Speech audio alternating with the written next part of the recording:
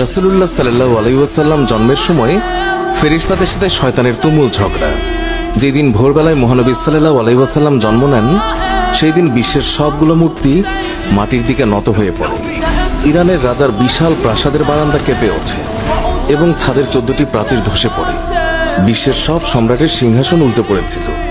বিশ্বের সব রাজা বোবা হয়ে পড়েছিলেন, অর্থাৎ তারা কথা বলতে পারছিলেন না। সেই দিন গণকদের সব জ্ঞান লুপ্ত হয় এবং জাদুকরদের জাদুগুলো অকার্যকর হয়ে পড়ে।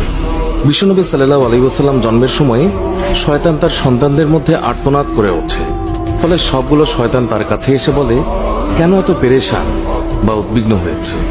সে বলল, কাল রাতে কি হয়েছিল? রাতের প্রথম থেকে এই পর্যন্ত দেখেছি যে আকাশ এবং জমিনের অবস্থা বদলে গেছে। ভূপৃষ্ঠে ঘটে গেছে এক বিরাট ঘটনা। ঈসা আলাইহিসসালাম ঊর্ধ্ব আকাশে চলে যাওয়ার পর আর কখনো এত বড় ঘটনা ঘটেনি। সবাই গিয়ে খোঁজ খবর নাও যে কি ঘটেছে। শয়তানরা চারিদিকে ছড়িয়ে পড়ে এবং ফিরে এসে বলে, কই, কিছুই তো দেখলাম না। বড় শয়তান বা শয়তানের নেতা তখন বলল, এই বিষয়ে খোঁজ খবর নেওয়া আমাদের কাজ। আর তারপর সে পবিত্র মক্কার কাবাঘর সংলগ্ন অঞ্চলে আসলো।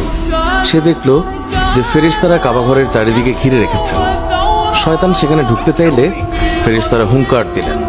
ফলে সে ফিরে আসে এবং চড়ুই পাখির মতো ছোট হয়ে হেরা পর্বতের দিক থেকে সেখানে প্রবেশ করে। জিবরাইল আলাইহিস সালাম বললেন, ওরে অভিশপ্ত, ফিরে যা। সে বলল, হে জিবরাইল, আমার একটা প্রশ্ন আছে, বলতো আজ রাতে কি ঘটেছে? জিবরাইল আলাইহিস সালাম বললেন, সর্বশ্রেষ্ঠ নবী মুহাম্মদ রাসূলুল্লাহ সাল্লাল্লাহু আলাইহি ওয়াসাল্লাম আজ রাতে জন্ম নিয়েছেন। শয়তান প্রশ্ন করল, তার মধ্যে কি আমার কোনো কর্তৃত্বের অংশ আছে? সে তথা ইবলিস বা শয়তান আবার প্রশ্ন করল, তার উম্মতের মধ্যে কি আমার কোনো অংশ আছে? জিবরাইল আলাইহিস সালাম বললেন, হ্যাঁ। ইবলিস বলল, আমি সন্তুষ্ট হলাম। হযরত হালিমা বর্ণনা করেন, শিশু মুহাম্মদ রাসূলুল্লাহ সাল্লাল্লাহু আলাইহি ওয়াসাল্লামকে আমার গৃহে আনার সাথে সাথেই রহমত বরকত প্রকাশ হতে লাগলো। এত পরিমাণ দুধ নির্গত হলো যে রাসূলুল্লাহ সাল্লাল্লাহু আলাইহি ওয়াসাল্লাম এবং তার দুধ ভাই একান্ত তৃপ্তির সাথে দুধ পান করে ঘুমিয়ে পড়তেন। আর উটনির দিকে চেয়ে দেখতে পাই সেগুলোর স্তন দুধে পরিপূর্ণ হয়ে গেছে। বিবি হালিমা বলেন, আমার স্বামী উটনির দুধ দহন করলেন এবং আমরা তৃপ্তির সাথে তা পান করে সারা রাত আরামে কাটালাম। দীর্ঘদিন পর এটাই প্রথম রাত্রি যাতে আমরা শান্তিতে ঘুমিয়ে পড়লাম। আমার স্বামী বললেন, হালিমা, তুমি খুবই ভাগ্যবান এক শিশু নিয়ে এসেছো। আমি বললাম, আমারও এটাই ধারণা, এই শিশু অত্যন্ত সৌভাগ্যবান। বিবি হালিমা আরো বললেন, মক্কা থেকে ফেরার পথে শিশু মুহাম্মদকে কোলে নিয়ে যে দুর্বল বাহনটিতে চলতে লাগলাম, মুহাম্মদ রাসূলুল্লাহ সাল্লাল্লাহু আলাইহি ওয়াসাল্লামের বরকতে বাহনটি এত দ্রুত চলল যে সবার বাহনকেই হার মানালো। আমার সাথী মহিলারা আশ্চর্য হয়ে বলতে লাগলো, এটা কি সেই দুর্বল সওয়ারি যার উপর আরোহণ করে তোমরা প্রথম এসেছিলে?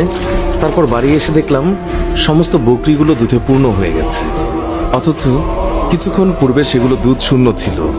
আমার গোত্রের লোকেরা তাদের রাখালদেরকে নির্দেশ দেয় যে তোমরাও তোমাদের পশু ওই জায়গায় চড়াও যেখানে হালিমার বকরি চড়ে।